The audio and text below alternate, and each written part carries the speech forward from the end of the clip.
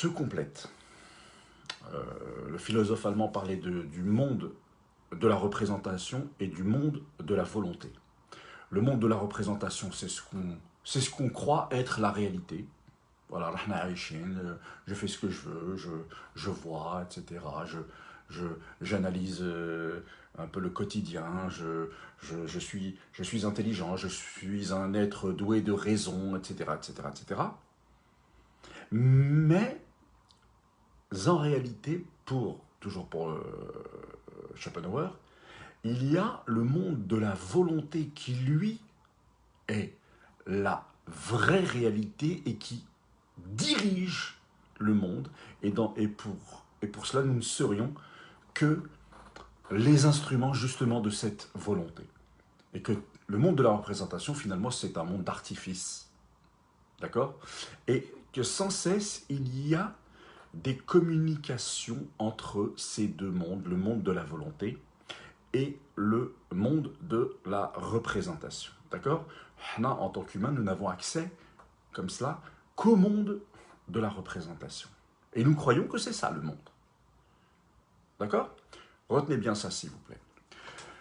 Bien, on peut penser que, justement, cette force extraordinaire qui fait qu'on devient amoureux et qui fait qu'on commette des choses qui dépassent l'entendement, qui parfois va même à l'encontre de nos intérêts, eh bien, que cela vient justement du monde de la volonté.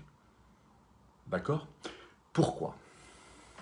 Pourquoi je fais cette analyse-là? Pourquoi cette hypothèse-là? Et comment elle peut se vérifier? Vous savez, en science, par exemple, l'une des méthodes, c'est la dialectique, c'est on lance des hypothèses et on procède par élimination, ça peut être ça, on peut l'intuition, on peut, etc. Il y a plein de façons de réfléchir. Je vais vous lire après, hein, bien évidemment, je vais vous lire parce que je vois qu'il y a des commentaires et je finis juste cette phrase et je vais lire comme ça, on échange entre nous, bien sûr. Écoutez, je vais vous dire une chose. En Australie, un jour, j'observais quelque chose qui m'a fait... je ne sais pas. Voilà, il y a une plante. Dont j'ai oublié le nom. La plante, j'ai oublié son nom. Le mohim de la plante, elle est uniquement femelle. Il n'y a pas de mâle. Uniquement femelle. Et on m'a appris que cette plante, à chaque moment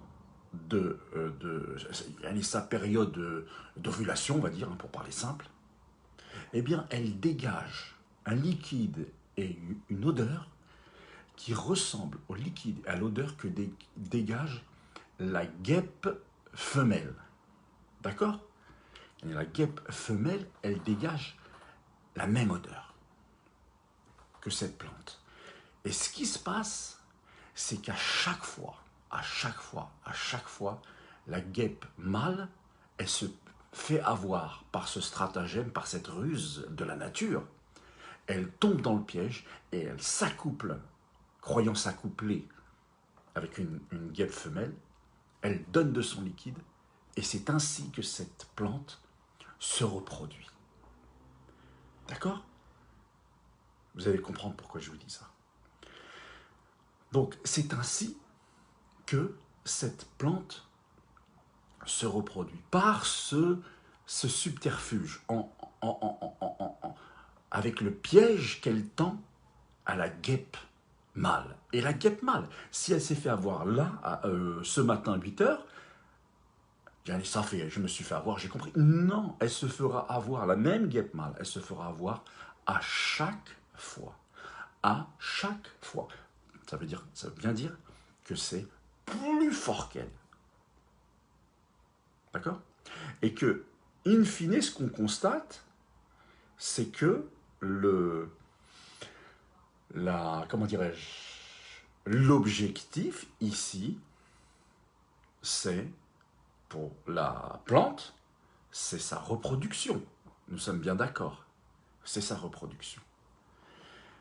Eh bien, pourquoi ne pas penser que chez nous, les humains, de la même façon, parce qu'il faut, parce que la nature veut, parce que Dieu veut que que notre espèce perdure encore, donc que nous nous accomplions, que nous nous rencontrions, que nous nous accomplions, nous, les hommes et les femmes, eh bien que, si vous voulez, le sentiment amoureux, l'amour, soit ce même subterfuge, ce même stratagème venu du monde de la volonté vers le monde de la représentation pour on s'attrape les uns les autres et on va jusqu'au bout pour in fine la possibilité de s'accoupler et donc aussi de se reproduire.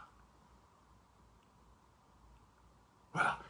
Je ne sais pas si j'ai essayé d'être le plus court possible, mais donc, alors, on me dira, il n'y a pas que ça dans l'amour, etc. Mais je crois que, il suffit de parler, de voir des gens passionnés qui vont parfois même à l'encontre même de leurs intérêts. D'accord ? De quelle façon ils vous racontent, ils vous expliquent comment ils se sont retrouvés là où ils se sont retrouvés, et qu'in fine, à la fin de cela, si vous voulez, souvent, eh bien, il y a la naissance d'un enfant ou de plusieurs enfants, et on se dit, mais c'est tellement simple, c'est ça, en réalité, c'est ça l'objectif, parce que de toute façon, toi, elle, la nature fait que vous allez disparaître, vous allez partir, et que ça pourrait être une espèce de phénomène dégagé par les humains, de telle façon que l'espèce humaine continue d'être, l'espèce perdure, l'espèce survit au temps. D'accord ? Et donc il y a ce que nous voulons, ce que nous pouvons vouloir, et il y a la volonté qui nous dépasse, qui fait ce qu'elle veut en réalité, donc ce monde de la volonté. Et nous, on est au théâtre, ici, dans le monde de la représentation, etc. etc. Et donc, un subterfuge, comme éradique la plante et éradique l'abeille, la guêpe mâle dont je vous parlais. Parce que, si vous voulez, on ne peut pas être but en blanc, je vais